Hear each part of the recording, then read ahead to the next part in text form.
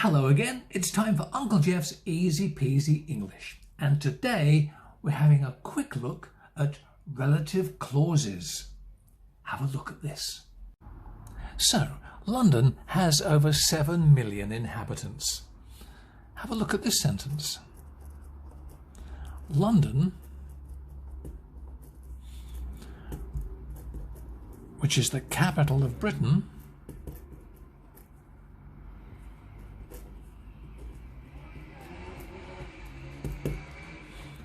has over 7 million inhabitants.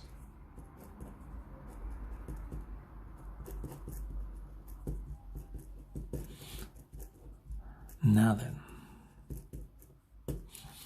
London, which is the capital of Britain, has over 7 million inhabitants. It gives us more information about London. This is the main clause, the main sentence. London has over 7 million inhabitants. London, which is the capital of Britain, has over 7 million inhabitants. This is a little extra bit of information which tells us more about London. We don't need it to define London, but it's nice to have the extra information. So, this little extra bit is a non-defining relative clause. It gives us more information about the main clause. Because it's a non-defining relative clause, we need some commas. So, one here and one there. London, which is the capital of Britain, has over 7 million inhabitants. You can leave that section out and you still know about London. It just gives you some extra information. Relative clauses can also help a lot with your writing. It's okay to have one short sentence here, another short sentence here, but much nicer is to make those two sentences one long sentence. For example, John F. Kennedy died in 1963.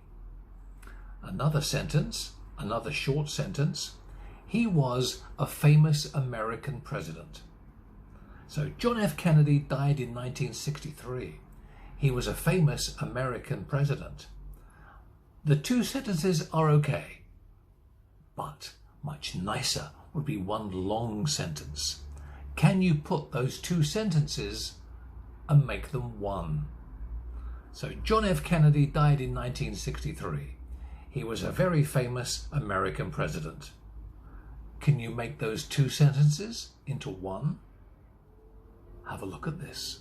Remember, we use which for things and animals. For example, London, which is the capital of Britain. And we use who for people. John F. Kennedy, a person. So the new sentence, John F. Kennedy, comma, because it's a non-defining relative clause, John F. Kennedy, who died in 1963, comma, was a very famous American president.